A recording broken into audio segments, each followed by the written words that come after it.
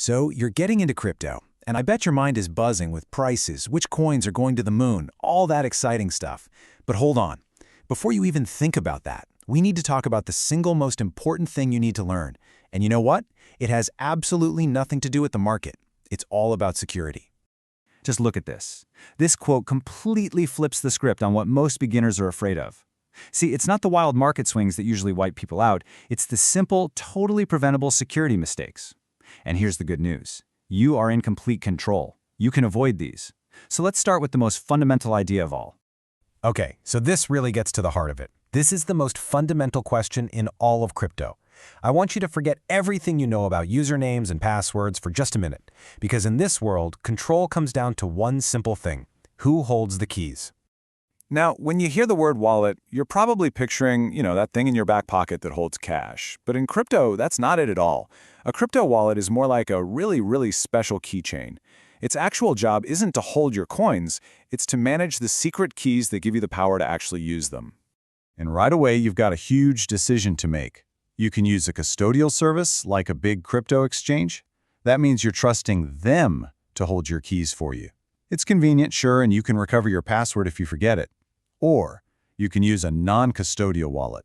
And that means you are the bank. You have total control, but that also means you have total responsibility. And listen, there is no customer service line to call if you mess up. Okay, so let's peel back another layer here.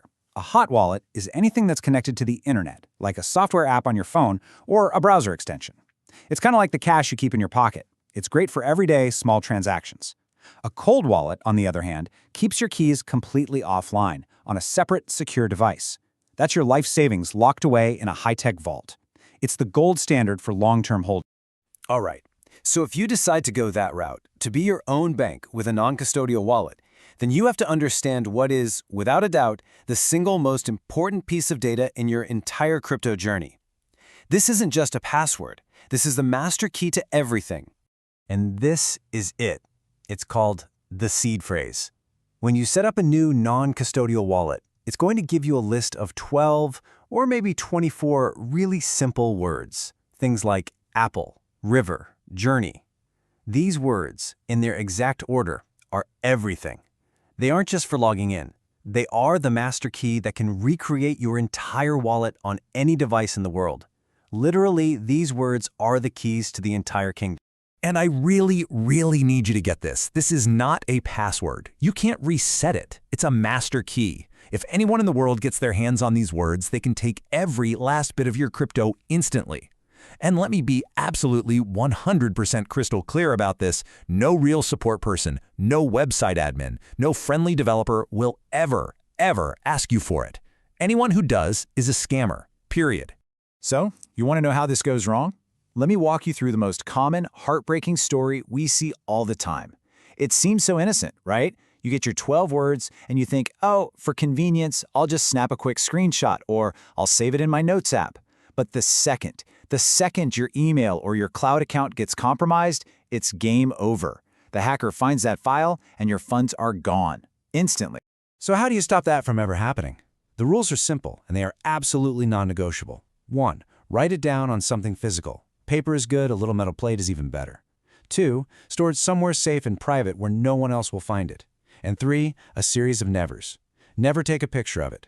Never save it in a cloud document. Never email it to yourself. Never ever type it into a website, and never share it with anyone. Seriously, treat it like it's $1 million treasure map because one day it just might be. All right, so you've learned how to protect yourself from yourself. Now let's talk about the other side of the coin. The actual threats out there, the people actively trying to trick you. You see, scammers don't need to hack the blockchain. They just hack people's trust. Threat number 1, and it's a big one, is phishing. And this is just classic, old-school trickery with a high-tech coat of paint. They'll create a fake login page that looks identical to your exchange. They might even buy Google Ads so their fake site shows up at the very top of your search results. Or they'll send you a panicked email saying, "Suspicious login detected, click here." Their goal is always the same, to trick you into typing in your password or even worse, your seed phrase.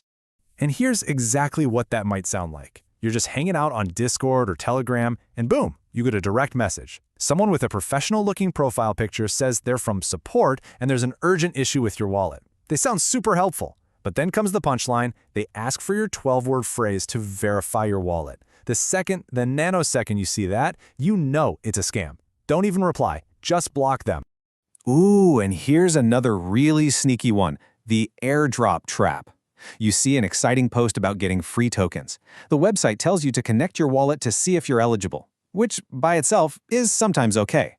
But then a pop-up asks you to sign a transaction. And here's the trick. You think you're signing to receive free stuff, but what you're actually signing is a permission slip, a blank check that lets the scammer take everything from your wallet. Okay, I know. That was a lot of doom and gloom. But here's the good news. This is the empowering part. Security isn't about being paranoid 24/7. It's just about building a few really good habits. So let's build your personal security checklist right now. First up, let's lock down your exchange accounts. That means a unique, strong password for every single site. And you absolutely must enable two-factor authentication, or 2FA.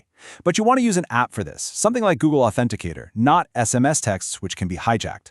Oh, and remember, that email account linked to your exchanges, that's a master key too.